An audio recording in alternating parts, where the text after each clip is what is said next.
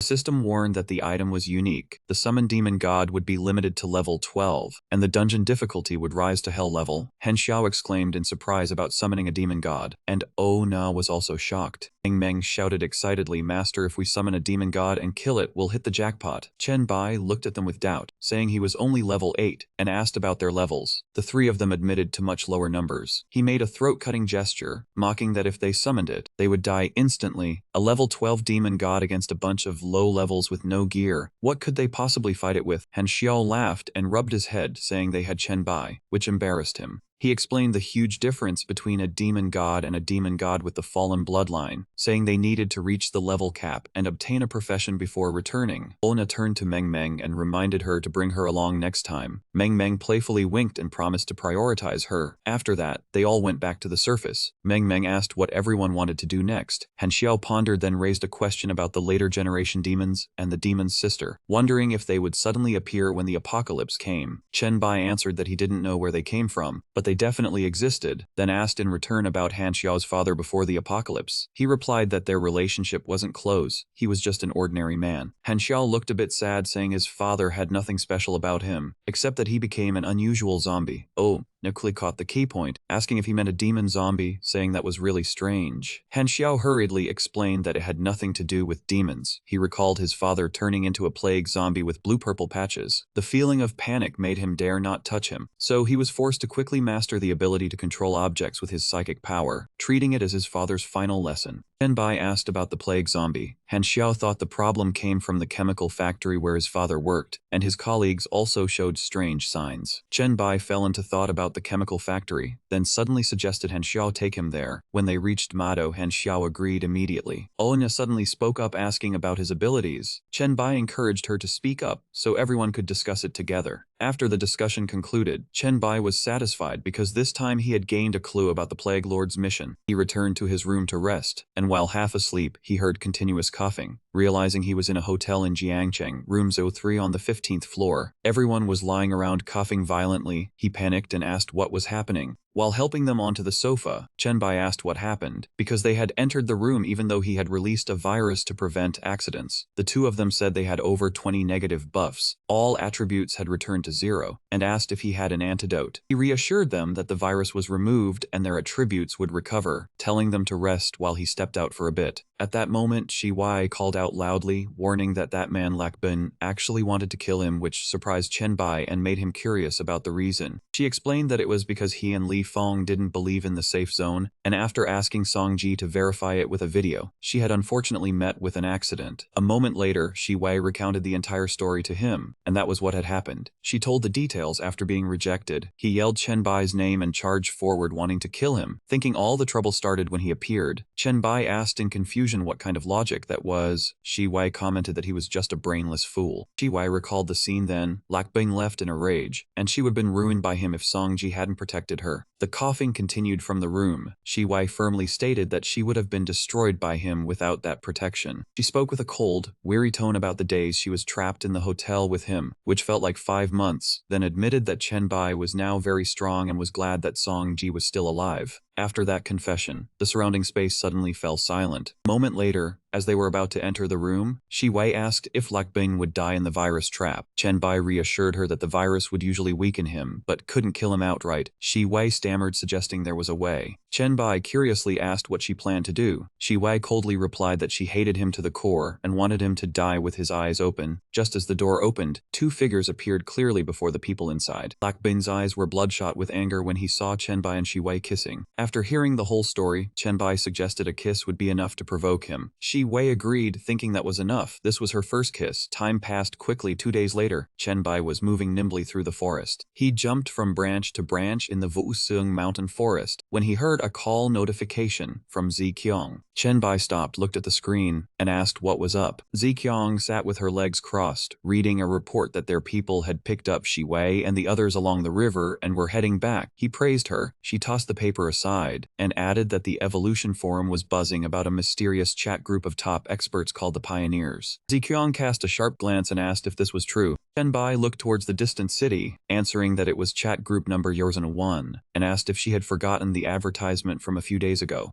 Ziqiang suddenly remembered, cheerfully thinking that the top experts would work hard for them, then asked how to handle the forum post. Chen Bai jumped down to the ground, telling her not to worry. He would decide after reading it. She just needed to send the titles of the most prominent posts. The post appeared with attention-grabbing information, claiming Chen Bai had known about the cosmic trial in advance, analyzing that many top experts were members of the same group, suggesting that Group Grozen 1 was created before the trial. He realized it was time to start taking action with chat group numbers in a 1. Chen Bai walked while thinking this not only would create influence and power, but also give members a sense of honor, helping to recruit top experts in the future. Suddenly, the ground around him withered, plants died, and Chen Bai stopped in surprise. Space was gloomy and eerie, the sky was blood red, a horrifying scene appeared before him. The system announced that he had entered the secret realm of the evil thrall's village. Chen Bai smiled excitedly, because he had finally found the S-rank Evil Hunter mission's secret realm from his past life. The mission board appeared with 3 missions, with increasing difficulty and experience point rewards. The final mission was to eliminate the evil thralls summoned by the villagers, and kill the contaminated villagers. In the distance, Ngikung was standing on a high point speaking to the crowd, saying that as long as they completed mission number high and then escaped, the equipment would be split evenly in the zone, and if they didn't get gear, they would still get money. He guaranteed no one would be at a loss. Chen Bai quietly slipped into the crowd, recalling how in his past life he had listened to him and entered the secret realm, but Ngikung deliberately missed his shots, causing the villagers to summon the evil thralls, using their lives to weaken the monsters. In his memory, Ngikung held a spear and ordered them to weaken the demon until he was satisfied. When everyone realized the trap, they were already surrounded, and anyone who tried to flee was killed. All the lone wanderers and small groups there couldn't resist were beaten down. Ngikung tricked nearly 100 people into their deaths. After the slaughter, he and his lackeys stood watching their handiwork. The survivors desperately turned back to fight the evil thralls with no escape route. Only after everyone had fallen did Ngikung lead his group towards the exhausted demon. Chen Bai was lucky to escape then, but he never expected that he was still alive. He squeezed into a small gap and crawled inside, knowing that if he was discovered, he would be silenced, barely managing to escape to the edge of the dungeon. Chen Bai tiredly stopped to catch his breath when he appeared elsewhere, thanks to the secret realm's escape mechanic.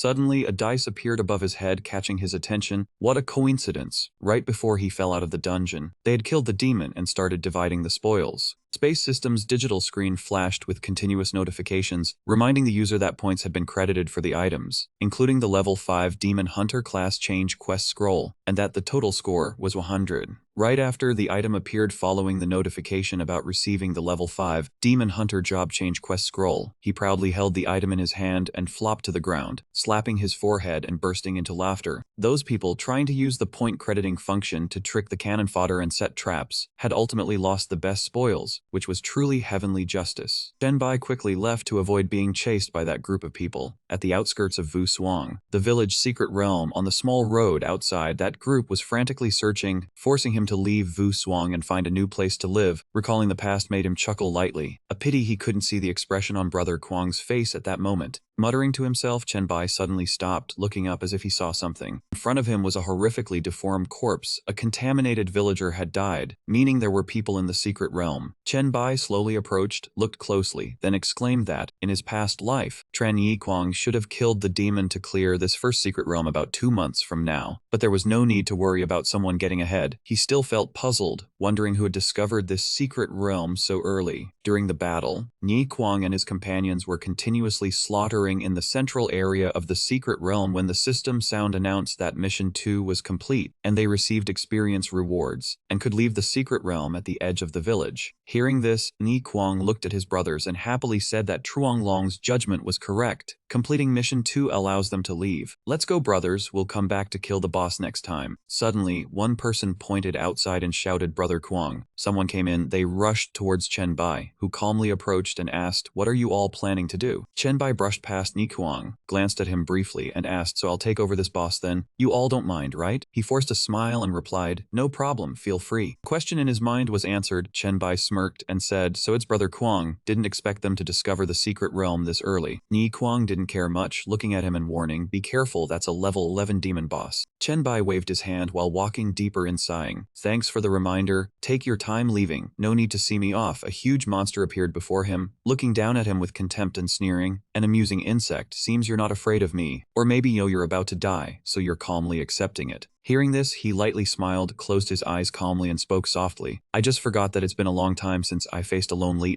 low-level demons like you. I want to kill you all. The monster angrily swung its arm to attack, screaming, you're just a human child, die. Before it could finish speaking, he moved like lightning through its body, cutting it into multiple pieces. As a demon hunter for decades in my past life, I've killed countless Light-ma. The monster stood still, no sound, blood began to flow, all the actions and weak points of Light-ma, even the direction of the tendons and veins on its body. I know them all. Chen Bai used the power in both hands and turned his back. The monster cut to pieces, collapsed in agony. After dealing with the monster, the space system announced continuously that the warrior of the Light-ma tribe, L. Orlando, a level 2 boss, had been killed, earning 13th on 500 experience points, and completing Mission 3, earning 5,000 experience points, and a low-grade demon bloodline po-shape C. Chen Bai was in a good mood, glancing behind and saying, the feeling is really familiar. Looks like my skills haven't diminished. Ni Kuang's group couldn't stay quiet, clamoring in surprise, Brother Kuang. I got the participation reward, 5,000 experience points, and the bloodline item too. He looked at the screen, pressed a button, and muttered, it's an instant kill. Truong Long behind him suddenly asked, Brother Kuang, does he plan to absorb that boss's body? Ni Kuang frowned and said, let's go see. The system sounds kept ringing more and more, announcing you have devoured a special species, gaining 350 exclusive evolution points for the Blacklight virus. Then continued, removed bloodline genes, and obtained a common demon bloodline potion type A. Chen Bai, who was standing far away, suddenly stopped his actions and looked towards the group approaching. He spoke to them in a proud, high voice, why did you guys come back? Don't tell me you want a share of the spoils. Nai Kuang stepped forward, smiling and teasing, don't make me laugh, you killed the final boss yourself. I wouldn't dare ask for a share. He frowned darkly, observing every move of his, thinking to himself, putting on a righteous act again, but unfortunately I've seen through your true face. Chen Bai deliberately took out the collected items to show Ni Kuang. This bossed quite a few good items. Look, a level B demon bloodline potion, a level A demon bloodline, and even a level 5 demon hunter job change scroll. He deliberately tempted him with those things. Chen Bai showed the items to him and asked, are you really not tempted? Ni Kuang slowly reached out to take the small glass vials from him. Truong Long, standing nearby, reached out to take the items, gave them a quick glance, and said quietly, Brother Kuang, these are all blood vials we just got. He forced a smile and explained, saying I don't want them would definitely be a lie. But Ni Kuang still turned to Chen Bai and took out some vials of solution, handing them to him, saying, we know how to behave, you completed the mission, so the drops naturally belong to you. Chen Bai took them, smiled slightly, and praised, that sounds reasonable. Then, suddenly tightened his hand and looked at Ni Kuang, seriously asking, you came back? It shouldn't just be to congratulate me. Say what's on your mind directly. He looked him straight in the eye and replied, truly nothing. Just want to make acquaintances, asking where you're staying. Nai Kuang lowered his voice slightly, slowly stating the specific location on the map, because my little brother has been cleaning up the western outskirts of Vu Suang recently. If he accidentally intrudes into your territory, that would be unfortunate. Immediately, the image of Meng Meng at that location appeared in his mind. Chen Bai frowned thoughtfully. The western outskirts. Meng Meng seems to be in a small area near the gym in the western outskirts. He felt uncomfortable with him but didn't show it, secretly glancing at Ni Kuang, this guy, seemingly kind on the surface but actually trying to probe me. Chen Bai spoke up, "Don't worry, I'm at Jiang Thangko. Only know a gym in the western outskirts of Vusuang." He slowly put his hands in his pockets and silently observed, trying to find out about their forces near Meng Meng. After a moment, Ni Kuang raised his hand, tilted his head slightly and said with a smile full of killing intent, "We just took over the stadium in the western outskirts a few days ago, probably cleaning up the surrounding area now. With your strength in Jiangthang, you must have considerable power. Let's be friends and support each other." Hearing this, he didn't react. Chen Bai turned his head and stared intently at him. "Already cleaned up the gym, huh? For people like him, cleaning up is just another word for conquest and killing." Remembered his past life. When they attacked Meng Meng, no wonder no one knew about her in the past life. She was probably cleaned up by these people. Just as he was tense, the space system announced Meng Meng had sent a message. Chen Bai turned his back to Ni Kuang, opened the digital screen and said, "Wait a moment." In the mailbox, Meng Meng had sent many lines. "Master, suddenly a lot of evolved people came to my small area. I saw them searching from house to house for something. They're probably about to reach my place." Chen Bai silently read it and quickly replied, "They're cleaning up zombies and evolved people. Don't let them in. I'm on my way." His face darkened. Chen Bai was so angry that his tentacles appeared. "You really are." Ni Kuang, seeing this, broke out in a cold sweat from fear. "What do you want to do?" He turned to run. He shot out tentacles to wrap around Ni Kuang.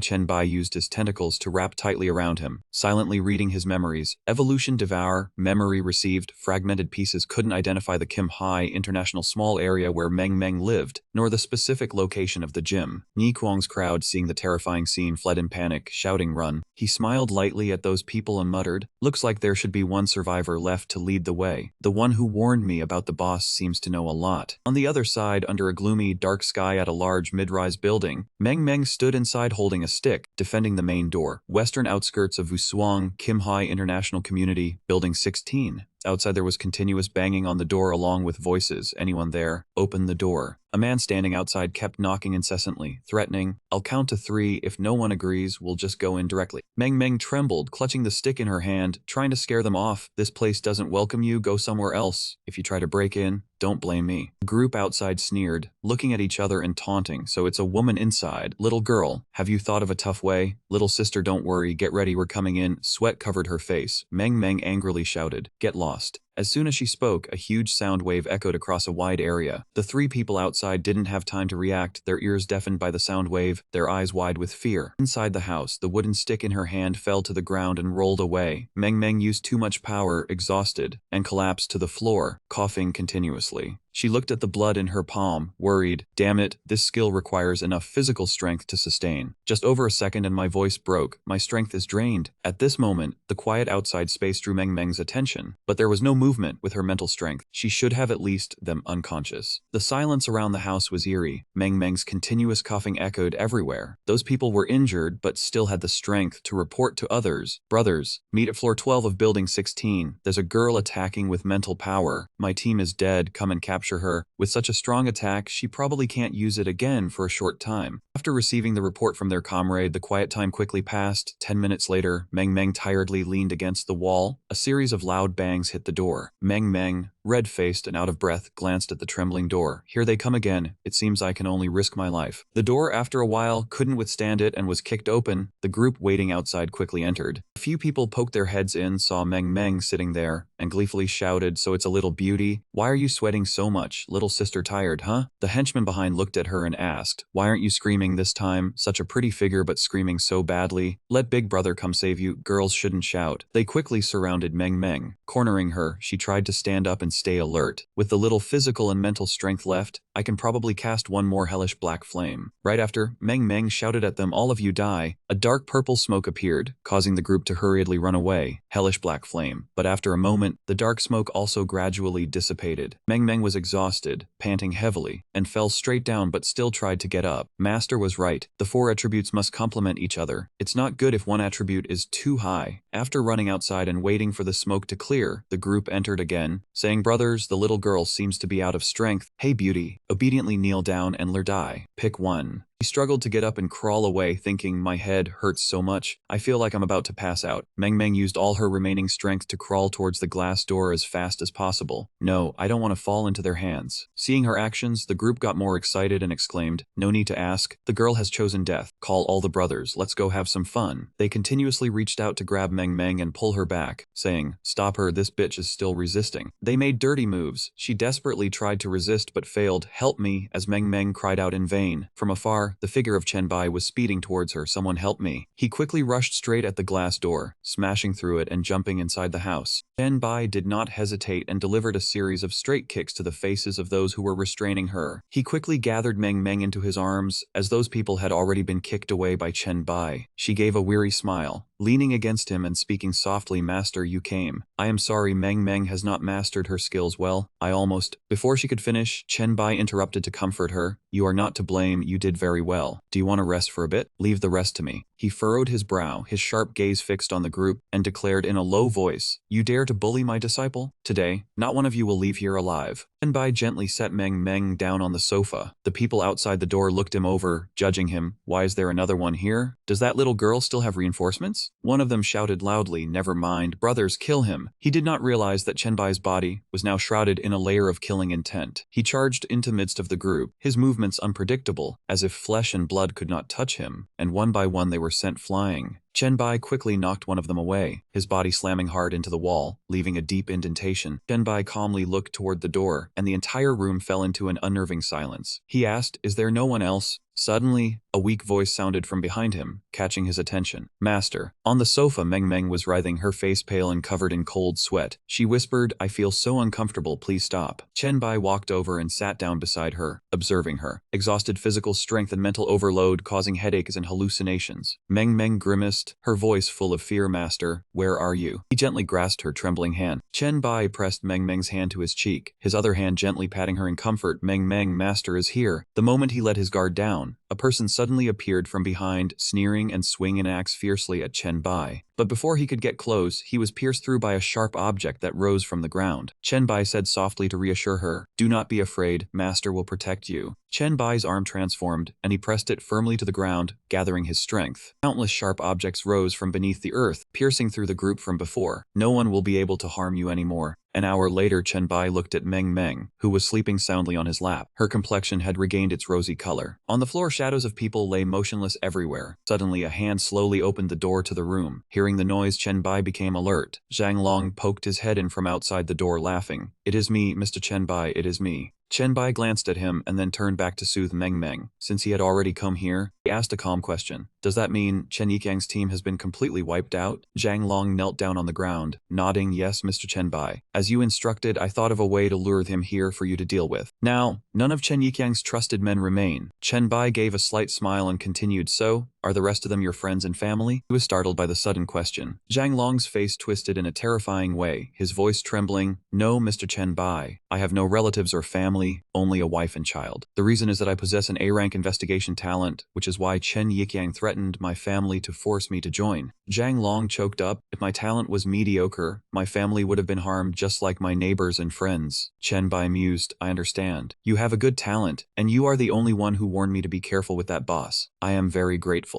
Are you willing to follow me to Jiangcheng? Zhang Long stammered, hesitating a little.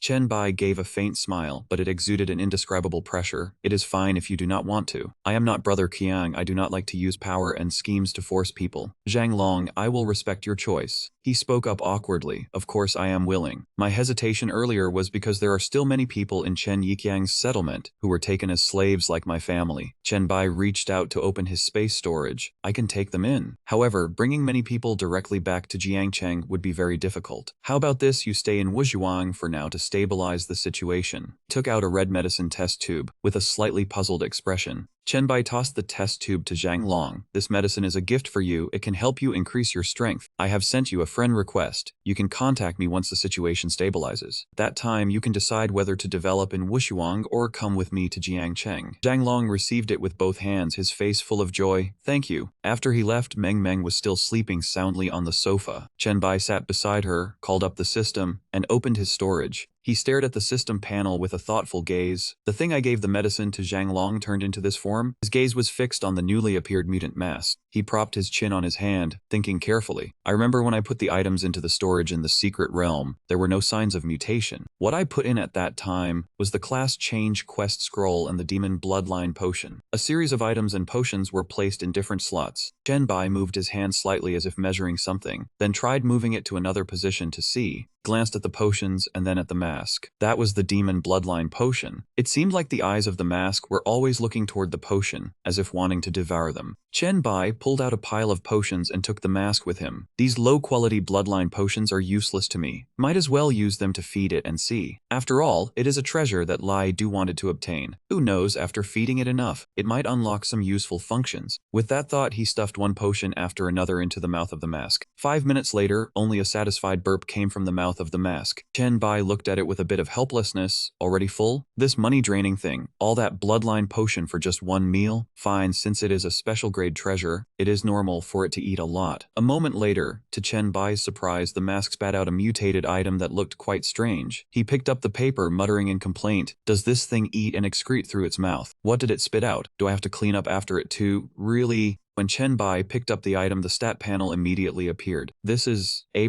grade demon biochemical bloodline, a type of potion that condenses demon bloodline physique refined through a special method. The effect is higher when the user's strength, physique, and speed values reach 75 or above. Chen Bai smiled with satisfaction. It can actually refine the demon bloodline. Combined with the bloodline obtained in the secret realm, I will have an endless supply of high-grade demon bloodline essence. He took out a red scroll from the storage. When he rushed to the market to help Meng Meng, he was too hurried to examine this class change quest scroll carefully. The stat panel appeared. S-rank Demon Hunter class change quest scroll, only dropped by the first pureblood demon creatures to be slain. This is a unique class change scroll. Completing the quest will reward the Demon Hunter class change scroll. Quest requirements. Using the scroll will enter the first layer of the Abyss. In the Abyss, kill 100 demons and 100 churning wheel demons to complete the quest, leaving the Abyss to enter the chasm. This time I will not complete the quest hastily like before. West Wushuang, Jinhua International Residential Area, Meng Meng's bedroom. Chen Bai leaned back against the headboard of the bed, closing the system panel. The main stronghold of the Abyss demons, a place full of danger and opportunity. At this moment, Meng Meng slowly opened her eyes. She sat up, dazed, and rubbed her eyes with both hands. When she lowered her hands, Meng Meng saw the figure of Chen Bai sitting there, and her eyes brimmed with tears. Master. As soon as she spoke, she burst into sobs and threw herself into Chen Bai's arms, hugging him tightly. Master, he said softly to comfort her, it is all right. I am here. It is over now. The bad guys have all been dealt with. Only when Meng Meng calmed down did she lower her head sadly. Master, I am still too weak. I want to train my body twice as hard. Chen Bai patted her head. Physical training does not increase much. Just keep up the practice as I arranged. Your main goal now is to level up and improve your control over your skills. Meng Meng frowned, but leveling up needs too much experience, and the monsters around the Meng Meng world have almost all been cleared by me. She bit her lip, tears welling up. I do not have the ability to go out, and I cannot find any dungeons either. Chen Bai let out a soft laugh. How do you feel now? Wait until you rest a bit, then we will return to Jiangcheng. There are definitely enough dungeons there for you to train in. Hearing this, Meng Meng sat up excitedly, about to jump off the bed. I feel fine now. No need to rest.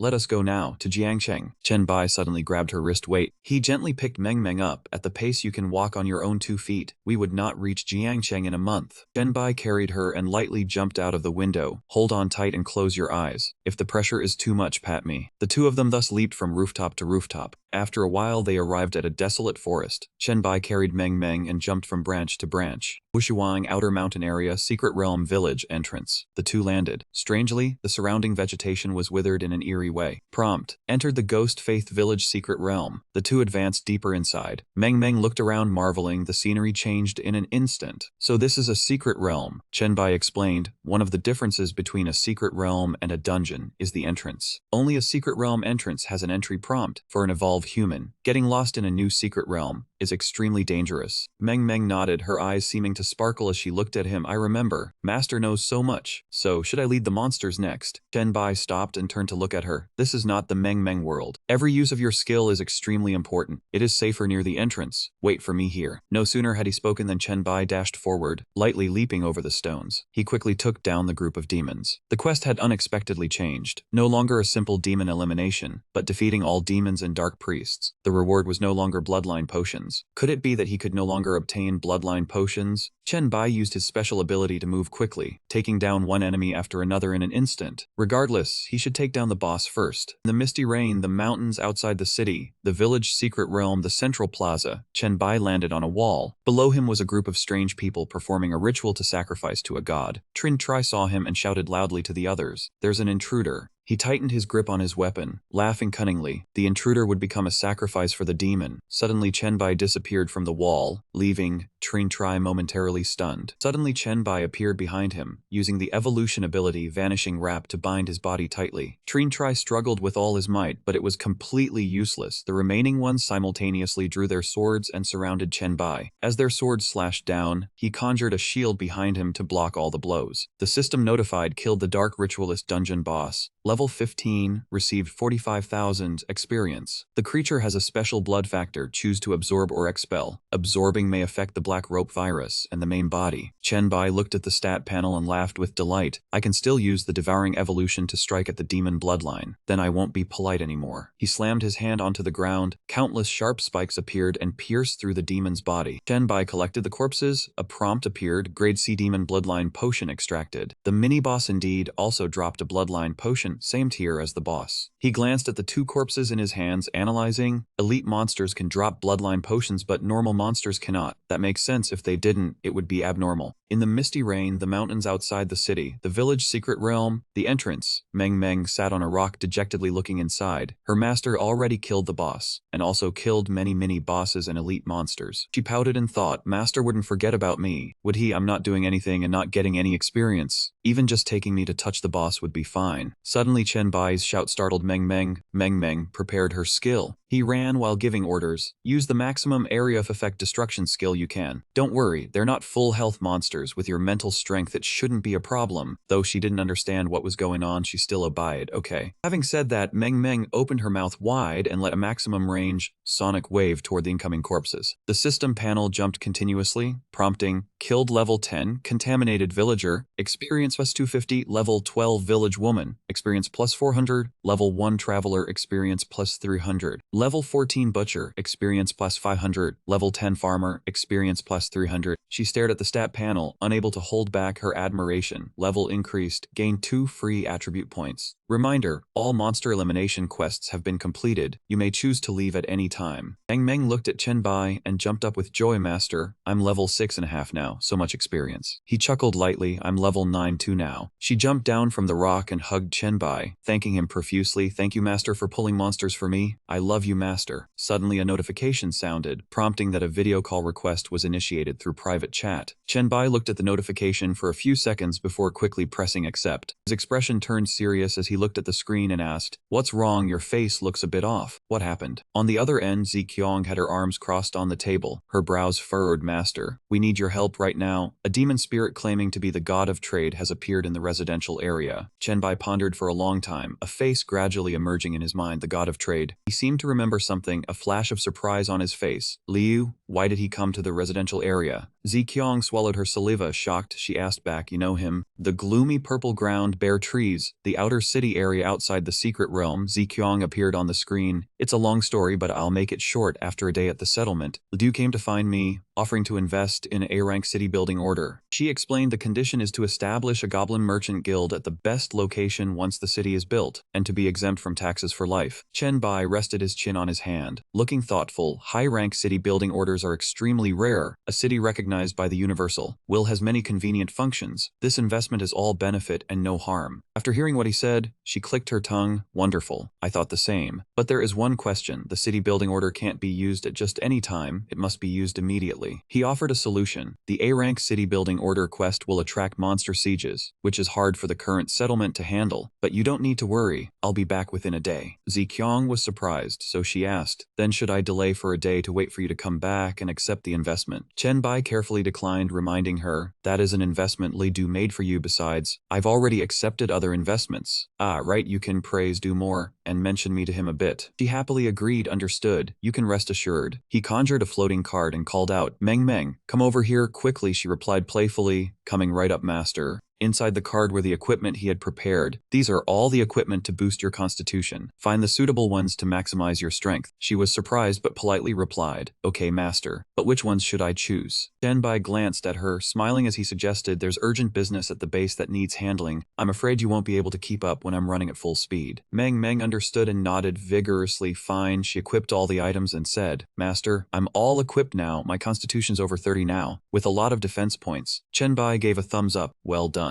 Ziqiang here, stepping into the room. I apologize for keeping you waiting, Mr. Li Du. We have decided to accept the investment from you. An old man sat in the spacious room, Dongshan Settlement, Tumtukin Villa, living room. Li Du sat with his legs crossed. Relaxed, you are truly a capable and decisive woman. No wonder you've built such a large settlement and managed thousands of evolvers in an extremely orderly fashion. She was modest, you flatter me. My management and business skills are nothing compared to yours. God of Trade, it is an honor for the settlement to have you choose to invest. He cast a sly look, praising you are truly modest. I am even more certain you will turn this place into the best city for evolvers. Afterwards, Li Du spoke up. I hope you will pay more attention to the Goblin Merchant Guild. Ziqiang happily agreed. That is only natural. She crossed her legs, saying firmly, to be honest, the manager of our settlement has admired you for a long time. When he learned the Goblin Merchant Guild was entering the city, he dropped his exploration work outside and rushed here with all his might. He looked surprised, asking who that was, as it was rare for evolved humans to know him and the Dwarf Merchant Guild. Ziqiang introduced him without hesitation, saying he was Chen Bai, the one who had accepted the investment the day before. Hearing this, Li Du narrowed his eyes, his demeanor showing a hint of surprise and confusion. He looked at the red cards and awkwardly refused, so it was that man. No, he could not accept this investment.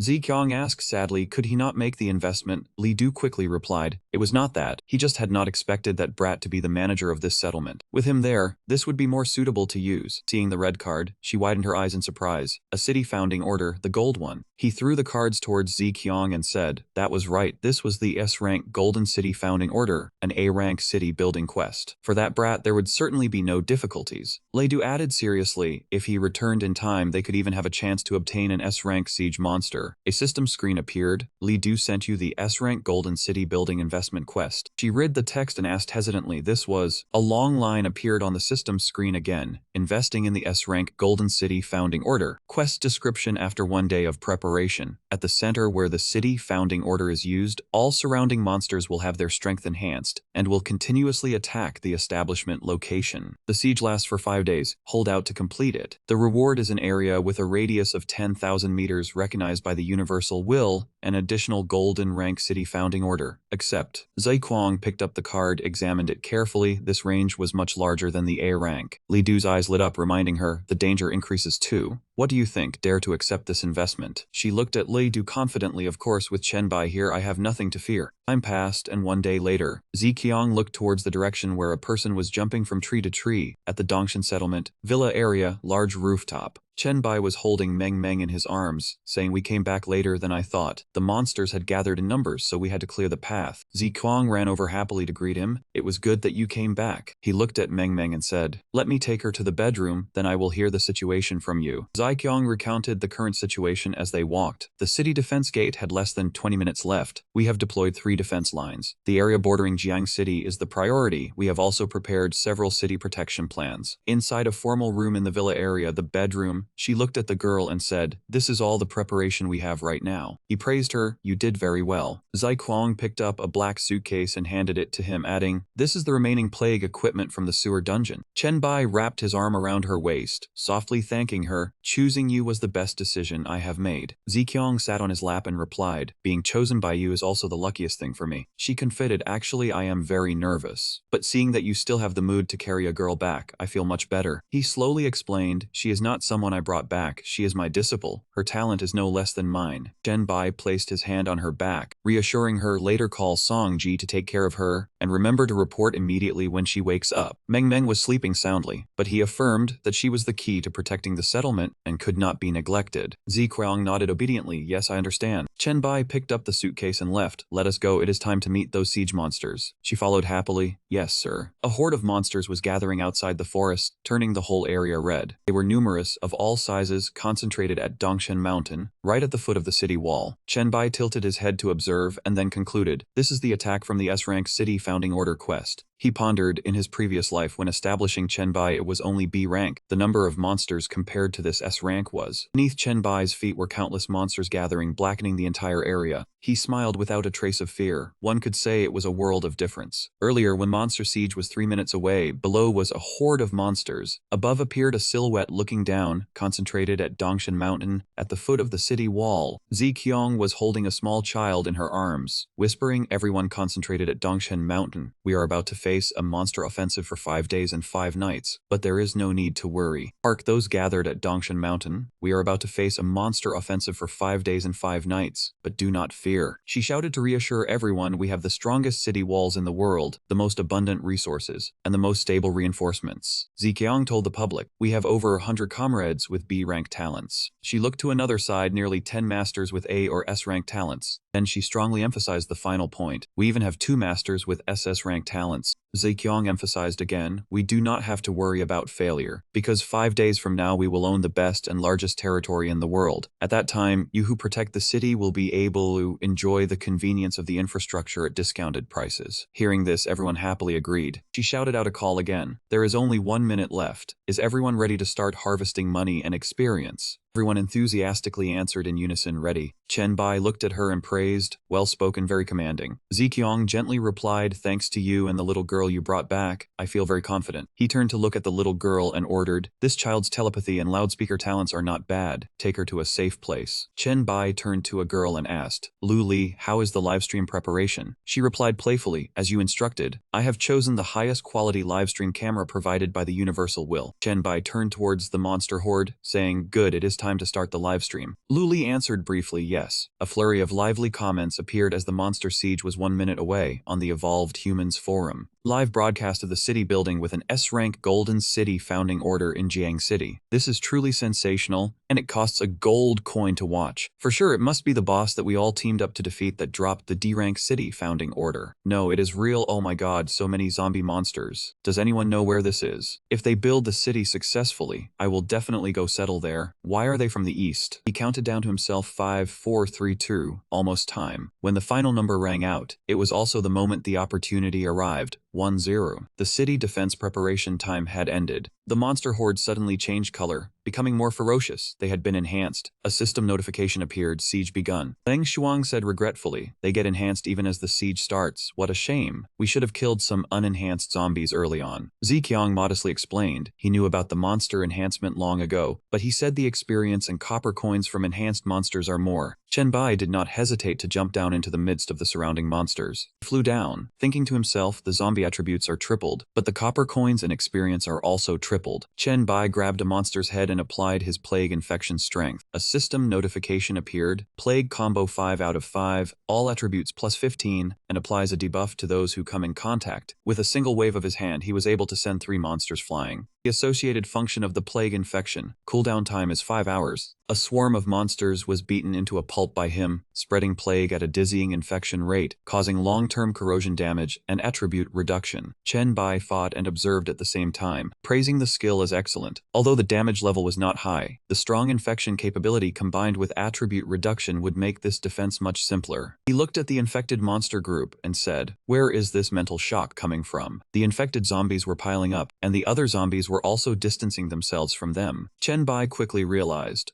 there must be a lord in this zombie horde that can control the zombie group. Otherwise the zombie group would not move so orderly without pushing and trampling each other. He quickly charged into the monster horde, thinking, finding the lord. Uncontrolled zombies are much easier to deal with, but the lord's position was unknown. Finding it would probably take a long time. Chen Bai glanced up at the wall and thought, if I go find the lord now, without me killing monsters on the front line, the lord will command the zombie tide to attack with full force, and the defenders will suffer casualties. He gritted his teeth, calculating in his mind what would happen if he did not take the time to find and eliminate the lord. By the time the zombies elsewhere threaten the gathered location, our people will be scattered. Then I will be even less able to leave. He quickly thought of assistance while his hands never stopped killing monsters. It seemed that to resolve the current situation perfectly, he still needed Meng Meng's help. Chen Bai used a shield to block the toxic substances attacking him. Then he silently called, "Wake up quickly, Meng Meng." Meng Meng slowly opened her eyes, a little moisture glistening in them. Songji looked at her happily. You are awake. Meng Meng hesitated. She, her face flushed with shyness and fear, asked, Who are you? Where is this? Where is my master? A message appeared. Meng Meng is awake. I am telling her about the current situation. Chen Bai saw the message and said happily, That is great. Meng Meng sent a message to him apologizing, Master, you went at full speed so fast. I could not withstand the wind pressure, so my stamina was exhausted and I fell into a deep sleep. I have grasped the situation from Sam Songji's narration. Now I will enter a dream to kill monsters for you. Chen Bai also quickly replied, No rush. I will describe the appearance of a type of zombie to you. You quickly use your dream entering ability to find that zombie. She read each line of the message clearly, the body of the ordinary human on her shoulder bulging like shoulder pads, the large head with a meticulously crafted mesh covering over the skull, tentacles extending from both shoulders, the mental energy immensely powerful. Meng Meng turned to tell Songji to keep his distance so she could enter the Meng Meng realm, then she suddenly asked, Why did she fall asleep so quickly? The scene shifted into the space of the Meng Meng realm. She exclaimed, So many zombies, the gathering point at East Mountain, countless figures at the foot of the city wall. She raised both hands, channeling her power, readying herself. Massive boulders flew up, beginning to weave into creations for Meng Meng. The creations dove down and crushed the zombies, delighting her. Still the space of the Meng Meng realm at the summit. She stretched and took a deep breath. Alright, time to quickly find the zombie her master had mentioned. Thinking this, Meng Meng shot into the air, unable to delay the mission given to her. At the same time, on the first day of holding the city, in the late afternoon, Chen Bai jumped down below. He asked Ziqiang about the casualties and the extent of damage to the cities. Ziqiang handed him a bottle of water and a towel, reporting, Thanks to your slaughter up front, we didn't lose anyone, only a few lightly injured. She waved her hand. The city was also nearly undamaged, urging him to rest and let others take over. But Chen Bai shook his head. No, the situation cannot be seen as optimistic. Ziqiang suddenly gasped in shock. Lord. He stammered in fear. So this type of zombie still exists. He stated that today only enhanced ordinary zombies were seen. The number of special zombies appearing could be counted on one hand. Chen Bai's gaze turned cold. I have a premonition. The Lord is gathering strength for a large-scale attack. Songji called out, Chen Bai, and Meng Meng also ran over quickly. Master. Songji reminded his sister to slow down, but Meng Meng kept charging forward. Master. He looked at the two of them, speaking Meng Meng Songji. Chen Bai instructed Ziqiang not to let Lu Li broadcast this place live. She immediately nodded in obedience. Ziqiang reported that Lu Li had redirected all the livestream flycams of the Universal Will. He replied, Meng Meng's ability is very special. It cannot be exposed. She understood. Chen Bai patted Meng Meng's shoulder. Have you found the Lord yet? She gasped, lowering her head. Not yet. Meng Meng looked up and explained, although she sensed several fluctuations in mental energy, they were all very brief, only determining the general direction without locking onto its exact whereabouts. She apologized to her master. Chen Bai reassured her, Don't always apologize, I know you did your best. She wiped the sweat from her chin. It wasn't that she had gained nothing. She turned to ask Songji for the map, and he handed over a scroll. Meng Meng presented. Although she hadn't seen the Lord, she had discovered several suspicious gathering points with hundreds of special zombies. She pointed at the map. Near the Jiangcheng agricultural product market, there were 200 to 300 fat ones with red eyes over 2 meters tall. Then she continued, the Donjiang Square was full of deformed armless zombies, and the Riverside television tower was full of the kind that crawled as fast as lightning. Finally, the Ranghua commercial street was packed with muscular zombies with toned limbs. Chen Bai rested his chin on his hand and thought, the fat ones, the hunters, and the screamers are all stage 2 evolved zombies. Ziqiang agreed, they are trying to finish things off. She curiously asked Chen Bai about the strength of the stage 2 evolved types. He replied they are at least level 10, and with the numbers Meng Meng just described, there are probably over 1,000 gathered. The corner of Chen Bai's mouth curled up. If it were just him alone, he still had a way to win. But his tone changed. If there is a Lord commanding them, they won't surround and attack me but will focus on breaking the city and slaughtering the civilians. At that point the survival rate would hardly be over 10%. Ziqiang insisted we must destroy the Lord first. I will immediately go find someone with the talent to track mental fluctuations. Chen Bai raised his hand to stop her. Don't rush, I've already remembered a very suitable candidate. Chen Bai sent a message asking Han Xiao if he had the ability to track the source of mental fluctuations. He replied immediately, my talent is grasping the spirit. Of course I am extremely sensitive to fluctuations. He asked for help with this task. Han Xiao asked if it was related to the Lord on the live stream. Chen Bai confirmed and said he would explain the plan in detail later. By the afternoon of the second day of the defense, At the villa district in the East Mountain area, Han Xiao was impressed. Not only was there a city wall, but also a vast villa district. He teased, "If I move here, can I stay in one of the villas?" Chen Bai agreed immediately. Of course, the villas on the mountaintop are mostly empty. Just pick whichever you like. Han Xiao blushed with delight, seeing how well Chen Bai treated him. He resolved to give it his all today. Ready to set out, Meng asked her master which type of special zombie we should go clear out first. His gaze lifted to the riverside television tower. The scene shifted to the television tower on the bank of the Dongcheng River. Jiangcheng, the zombies crawling up the tower were letting out screeching noises. Chen Bai explained the scent hunters are the biggest threat. They can climb over the city wall. He was certain the Lord wouldn't ignore them, and that's when Han Xiao would need to shine. Han Xiao replied confidently, "Leave it to me." Chen Bai leaped into the air and shot forward, charge Meng. The girl happily flew after him, yes. Han Xiao scratched his cheek in confusion, wondering if he should learn how to use mental energy to fly. Meng was emitting an extremely powerful sound wave at a rapid pace. She chuckled softly. In the space of the Meng realm, I really am strong. Suddenly, the group of zombies shot up to attack. The girl immediately withdrew her smile, her eyes wide with shock, so fast. Oh no, they saw Meng as a juicy target and charged at her. Danger was lurking, no time to dodge. Just as it was hanging by a thread, Chen Bai rushed over from a distance and shouted, Meng, stand still. He swung his hand to summon a defensive barrier right in front of the girl. System displayed A-rank infernal flame body, surrounded by hellfire, consuming mental energy, causing 2 layers of burning on both body and spirit when enemies make contact. The entire group of zombies was pierced through by massive spikes. Meng coordinated with Chen Bai to wipe out that group. He placed his hand on the head of the last zombie, beginning to absorb the level up node. System notified, absorbed stage, speed elite zombie, gained 200 virus points, 50 ultraviolet evolution points. After absorbing multiple times consecutively, the benefits were reduced by 60%. Meng observed, it was only the second day of the city attack and elite zombies were already gathering in such numbers. Chen Bai assessed, this type gathers very quickly. It might be all the zombies from Jiangcheng and the surrounding cities. Even if more come later, by then the Lord will be dead and without a commander, they will attack in disarray. Nothing to worry about. Meng wondered if they should choose a gathering point to sweep clean. Suddenly Chen Bai realized something. He quickly grabbed the knife clipped on his hand. Looks like that won't be necessary anymore. A scroll opened, he smiled softly. Found it. It was a message from Han Xiao. The Lord's position had been locked. The two of them moved to the northeast mountain area where the gathering point at Jiangcheng was. In the space of the Meng realm, Han Xiao pointed forward. The source of the mental fluctuation is in the mountain crevice. Chen Bai was slightly surprised, not expecting it to be right behind them. It seems its intelligence isn't bad. Han Xiao turned and grinned with delight. Chen Bai, shall we fight the boss now? I'm getting impatient. Chen Bai shook his head. We have to wake up. Return to the real world to fight this lord. Han Xiao was confused. Why? He explained, we need to livestream this battle, use it as a stepping stone to boost our reputation. Chen Bai patted Han Xiao's shoulder, praising him for helping with a major task, promising to set aside any suitable item they picked up for him. Han Xiao smiled lightly. Thank you, Chen Bai. He turned to instruct Meng. When you wake up, take Han Xiao to eliminate some stage 2 elite zombies. She asked which kind. Chen Bai replied, the screamers are the mental energy evolution type, perfect for the two of you to counter. Although they aren't good at close combat, they can emit screams that exert pressure. Meng agreed immediately, and Han Xiao also promised to complete the mission. The scene shifted to the northeast mountain area at the Jiangcheng gathering point. Chen Bai looked down at the deep, dark pit. This is the place. His gaze turned serious. It's close. Even without detection abilities, he could feel the breath of a high-level evolved virus. While lost in thought, a zombie charged from behind to attack. It unleashed a powerful slash, but Chen Bai was faster, dodging to the side. He was slightly surprised. A hunter, a speed evolution type even more advanced than the chasers. He assessed, these are the guards the Lord brought along. They prefer close-quarters combat and their speed is not much slower than mine. Chen Bai deliberately feigned a weak defense, exposing an opening to lure them into attacking. If the fight dragged on in close combat, the Lord would take the chance to slip away, which wouldn't be good. At that moment, another one appeared from behind, the corner of his mouth curled up. There it is. Chen Bai acted immediately, taking down the zombie in front of him. The two-headed zombie barely registered what was happening before he cut it down, finishing it off quickly. The system immediately notified him of the absorption of an elite mutant, a stage 4 speed hunter zombie, with enhanced ultraviolet virus ability, granting 1,000 virus points and 750 evolution points. He received an additional 900 virus points, and the system noted the multiple absorptions, adjusting the benefit to increase by an additional 10%.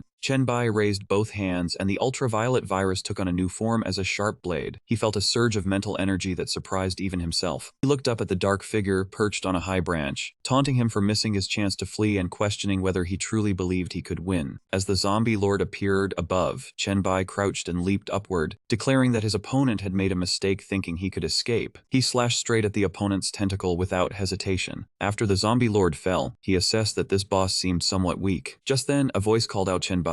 Zi Qiang rushed over and embraced him tightly. She said that thanks to Chen Bai eliminating the lord, the subsequent attack would be much easier to handle. Songji also appeared to congratulate him on his achievement. Luli winked in praise his reliability, and Qinling Yu softly called him master. The whole group clinging to Chen Bai made him feel hot all over, and he didn't know what to say in the face of their warm affections. But then Chen Bai's smile faded and his eyes turned wary. However, an illusion appeared before his eyes. He quickly snapped back to his senses, sneering that an illusion of this caliber was nothing but a joke. Chen Bai turned back to look at the zombie lord, scoffing. Even using an illusion couldn't shake his judgment, proving that the opponent's mental power stat was lower. Lord opened its mouth in a pain scream, its entire body trembling uncontrollably. Chen Bai spoke, addressing the zombie lord. The live stream audience buzzed with discussion about the battle's progression, with many wondering about the true extent of his power. Everyone was notified to switch to live stream room number 3 as the major assault had begun. The city wall where they gathered in Jiangcheng became the focal point of the fierce battle. Stage 2 physical type evolved zombies and the violent giant appeared. The system warned everyone to be careful of zombies being thrown overhead. Numerous B and C rank talents were utilized, including precise throwing abilities, arrow trajectory alteration, and increased air resistance to aid in the fight. The heavy body of the zombie crashed onto the ground. Space shook violently, causing everyone to clutch their heads in panic. Section 4 of the city wall had been breached, and zombies began to be thrown in from that direction. Zi Qiang swung her throwing knives and shouted to reassure everyone, demanding that each person hold their position. Immediately, attacks rained down on the zombies, creating a chaotic spectacle. The zombies screamed in intense pain. She flicked her fingers a few times with a displeased expression. A flick of her finger released a deadly beam of light aimed straight at that zombie. The space gradually returned to calm. Zi Qiang reassured everyone that Chen Bai would soon finish off the commanding lord, and once this wave was overcome, victory would be theirs. A chorus of cheers rang out praising Zi Qiang's strength. Many livestream viewers expressed admiration and wanted to watch Chen Bai's battle in the northeastern mountains. Confusion arose in the crowd as a new type of zombie appeared. The violent lord evolved into a strength type. Someone explained that their name was the Brother Watcher, a name given by Chen Bai. A large explosion created a thick cloud of dust in front of Chen Bai. The blaze scales anomaly raised the corner of his mouth in a taunt, believing he was too arrogant and would have to pay the price. Some people spoke up to enlighten others, stating that this was the blaze scales anomaly, a formidable force. The opponent was on the same tier as the Lord, seemingly also possessing a mental power mutation of the attack type. People wondered why Chen Bai ignored him. The answer was that he prioritized dealing with the Lord first to avoid being disturbed by illusions amidst the melee. A mountain of flesh mutated as a strength type appeared. Some viewers recounted having seen a physical type mutant much larger, one that even swallowed entire wall sections. Chen Bai remained still, his fist clenched tightly and wreathed in hellfire. He sneered, thinking that this was all they had to block his path. Immediately, a lightning-fast strike descended upon the zombie, sending a shockwave through the Lord. The Lord tried to flee but was blocked by him. The Lord's failure threw the zombie ranks into chaos, trampling over each other, showing he was truly a calamity. Suddenly, a colossal hand descended from the sky without warning. The violent lord brought down a powerful palm strike onto Chen Bai's position, creating a thick cloud of dust. However, the one caught was not Chen Bai, but the zombie lord itself. He stomped his foot onto the trembling hand of the violent lord. His gaze turned cold, questioning who dared to steal his prey. With that said, Chen Bai unleashed a powerful slash that split the violent lord in two. Viewers wondered why he didn't absorb them like last time, and someone explained it was inconvenient during combat. The violent lord did not give up, launching a horizontal slash that was like a whipping tendril. But Chen Bai quickly dodged and easily cleaved through the attack. Chen Bai chuckled softly as he noticed the opponent's strength waning. The effect of plague infection was taking hold, and he swung his hand to release a burst of powerful aura. Chen Bai slashed horizontally at the opponent's hand, taunting his resistance to the refined soul scale flame, and declaring he would use it. With that, he threw the final fatal punch. The punch sent the violent lord flying and split the heretic in two. The items that dropped from them included the heretic's heart and the zombie lord's brain. Chen Bai collected the items, astonished that the materials he had long coveted had come together so completely. A C-rank crafting blueprint with rare materials, all of which were higher grade essence than required, promising a fine piece of equipment. The information displayed concerned the corpse arm claws, rank E increasing agility and strength. The accompanying skill could increase attack speed by 10%, requiring the evolver to be at least rank 2. The audience buzzed with discussion about this rare item. Many were curious to know its stats after combination, while others thought Chen Bai would never reveal that secret. The information displayed biochemical disaster, special weapon, gauntlets, rank C, all stats plus 35. Everyone watched Chen Bai's displeased expression as he looked at the stats. Some thought he was unsatisfied with the C rank, even though the item was very powerful. The high tenacity Spirit Master brain could permanently control 3 creatures. The Violent Lord's brain increased agility and strength by 30% and attack speed by 50%, lasting 50 minutes with a 3-hour cooldown. Power of the Flesh Mountain Sinew activated a recovery state upon killing an enemy, restoring energy and wounds. Each time an enemy was killed, all basic stats except mental power increased by 1, lasting for 20 minutes. The Scale Flame Heretic's core mind could release a mental field to counter attacks and inflict mental pressure on opponents. This equipment possessed a rare crafting effect, able to evolve into the Immortal Spirit Goo adult form after killing 100,000 mutated targets and 100 high-grade mutants. Chen Bai pondered the absorption value of the remaining parts on their corpses. The system announced a large influx of virus points from devouring stage 4 mutants. The Black Light virus had unlocked new skills, virus tracking, and a heavy hammer form with a powerful seismic strike. Awakening progress reached 30%, unlocking the advanced skill tree. Suddenly, a completely new form of virus appeared in Chen Bai's hand, and he immediately opened the Black Light virus awakening panel and the skill panel to check. The screen displayed the awakening panel cells, and Chen Bai swiped his hand to search for the important attribute cells. He observed for a moment and decided to first pour all evolution points into the Black Light virus. Chen Bai clenched his hands, and that was it. If this treasure could evolve into a mature spirit, it would gain many new abilities, and he was eager to test its effects. A notification appeared: middle altitude charge, consuming stamina to fly at middle altitude or change direction, with consumption increasing with consecutive uses. The scene shifted to a room in the Jiangcheng Villa area, where Lu Li was frustrated before the screen. She from Quang A, Chen Bai's side had completely ended, and he was now charging toward the city wall. N was adjusting all the live broadcast cameras of the Cosmic Will to the battlefield. At the same time, in Jiangcheng, within the underground base inside the city wall, Ziqiang was receiving treatment. She spoke up to answer, "Alright Lu Li, I know." Ziqiang pulled her sleeve over her hand and said to Su Xin, "You have worked hard for a long time. From the start of the siege until now you have not rested at all. Wait until this wave of attacks is over, then go and rest." Su Xin chuckled softly, "I can still manage. There were many wounded in the recent general assault, and I cannot abandon them." She stood up and turned around to remind, "You must get some rest. Those with healing talents are not only you. Besides, Chen Bai will not be happy if you are too tired." She whispered, "If the private celebration after this defense wave lacks your recovery talent, our sisters will be in a sorry state." She was stunned. "A celebration for me." At that moment, Qin Lingyu ran in quickly, interrupting Ziqiang. "Our current situation is not optimistic." She reported that although the Lord was dead and the general assault order had lost its effect, the zombies in the distance were no longer sprinting toward the city wall. The ones within 1 kilometer of the wall still held their hatred for the settlement and continued to attack. Qin Lingyu's expression was tense, and the worst part was that the high-level mutant zombies gathered by the Lord had lost their command, but they had regrouped. 3 sections of our city wall have been breached. The most dangerous area now is from Section 6 West to Section 8 West, where the concentration of our tanks is completely unable to hold the line. This time inside the city wall in Jiangcheng at the observation point, Ziqiang called out, "Shi Wei, what is the status on your side?" TV DAP, Section 6 of the West Wall, according to my analysis, can hold for at most another 3 minutes. It needs immediate reinforcement. The wall of flesh is being consumed faster than it can devour and recover itself, so it will not last long. At that moment, blood flowed from her eyes. A notification appeared: A-rank talent, void gaze, vision is unobstructed. Any target in sight can be marked and locked. Zoom in, can consume 6 spiritual energy to quickly integrate all information. Qin Lingyu observed that since the start of the general assault, Shi Wei had used her ability to observe the entire battlefield and assist in command. Her current state was very poor. The corners of her mouth curled slightly. Thinking of Songji, Songji had a very good eye for those close friends and men.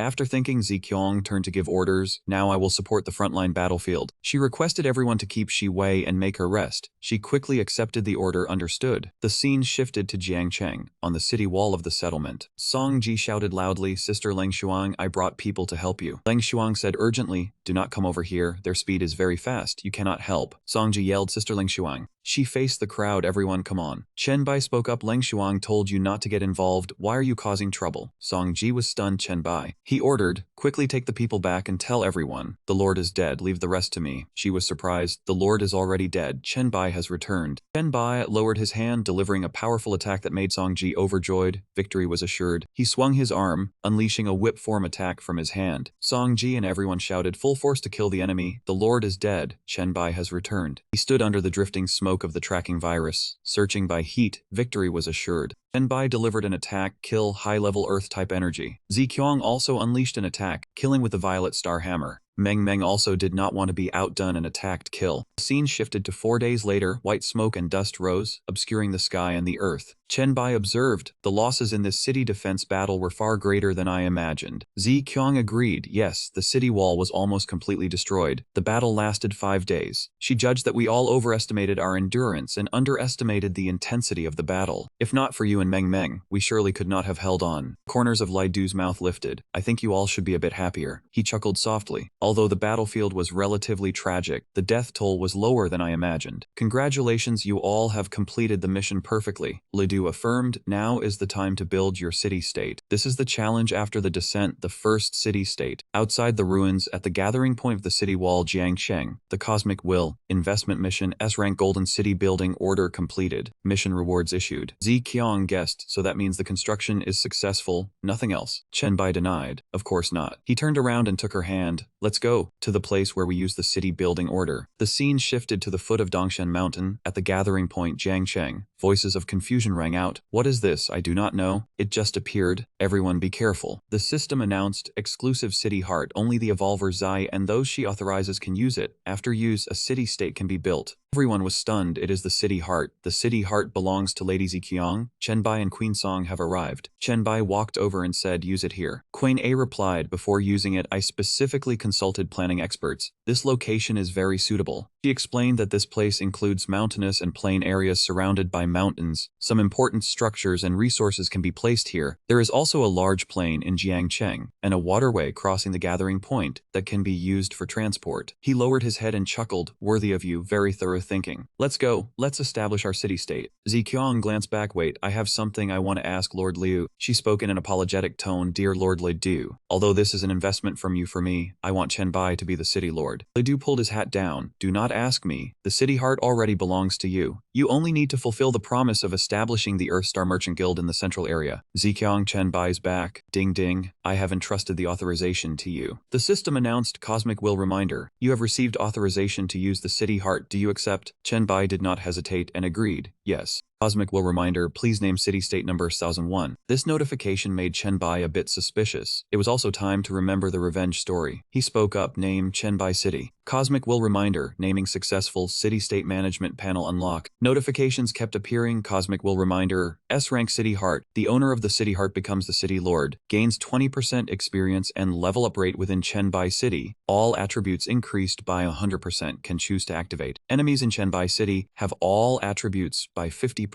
Cosmic Will reminder, you have been granted the highest management authority by the city lord of Chen Bai City. All attributes increased by 80% within Chen Bai City. Cosmic Will reminder, notification to all evolvers, Evolver Chen Bai, established city-state Chen Bai City, with number 1001, received 10 reputation points. Loud cheers rang out. 3 free attribute points. I got 2 points. Damn it. If I had known, I would have risked killing a few more. Long live Chen Bai. Long live the Queen. Cosmic Will reminder, the city defense mission you participated in has ended. Received 100% experience reward and 3 free attribute points based on contribution. Lai Du clapped his hands and laughed heartily. Very good. Zi Qiang heard this and wondered, Lord Li Du, do you have some good news today? He explained, Chen Bai gained the city lord position through ownership of the highest management authority and backing. These things please me greatly. This is a perfect deal. Everyone got what they wanted. The corners of Lai Du's mouth lifted. This investment has concluded. I am very satisfied with the outcome. He judged that it was time for me to continue my journey. You must quickly complete my investment mission, you know. Chen Bai waved his hand and said, do you even know how difficult the investment mission you gave me is? Lai Du pulled his hat over his face and laughed. I trust you, young man. He handed a scroll to Zi Qiang. Here, this is the golden rank city building reward I just drew. Haven't you already done the initial planning? Arrange a good place for them. The information displayed, star rank hypercomputing core represents the highest tier cosmic science and technology hypercomputing core, can design mechanical manufacturing blueprints for trials, possesses extremely high growth. The button-based operating system only has simple functions. If you operate it frequently, its capabilities will far exceed your imagination. She was stunned. This is A-class integrated automated production line, can combine with the hypercomputing core for automated production, just input materials to complete the entire production process. Chen Bai stated, the vehicles and machines it produces can all be used in trials. With these things, the gathering point will develop by leaps and bounds. Zi Qiang's expression was worried, but now it is different from before. Even with guns, it is still, he interrupted. The guns produced by the production line may not be the kind we used before the apocalypse. They have attributes. You must discard the concepts from before the apocalypse. Look, the city-state management system seems to have nothing now. Chen Bai's expression turned serious. But later on, with more exclusive city-state architectural blueprints, you will be dazzled. For example, with S-grade architecture, the biological backup center can clone a body to grant her a second life, while the S-grade gravity foundation lets us build a fortress in the sky. These design blueprints could only be used by an S-grade city, and after hearing this, she felt somewhat delighted, knowing her city would surely become the strongest one in the future. Suddenly a loud call rang out, Master.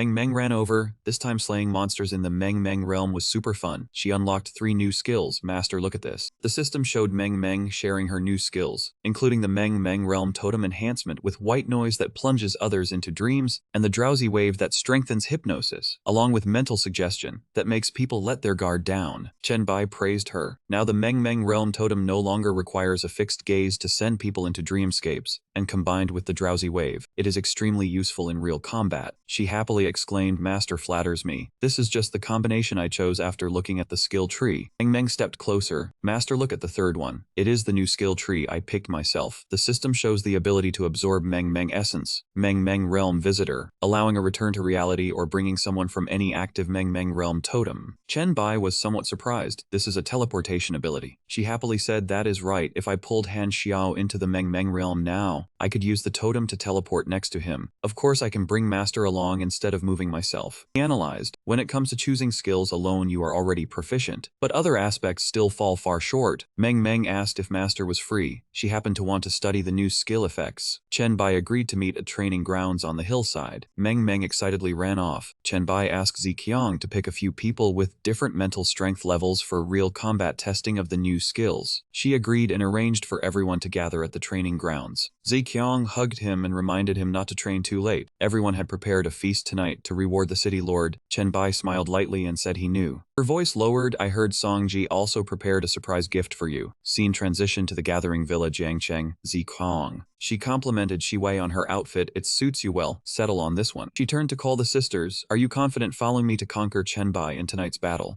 Everyone answered in unison, of course confident, but reminded Song Ji not to faint like last time. Song Ji shyly shouted, that absolutely will not happen again, cause I have put all my free points into physique. Chen Bai crossed his arms behind his head and asked Meng what she came to him for. Zi Qiang answered she wanted to find a nearby dungeon for experience. He acknowledged and told her to come find him after finishing. There was something he needed her help with. She leaned on Chen Bai's shoulder. I already told her. Zi Qiang looked up. Right, everyone wants you to give some pointers on combat techniques and skill selection.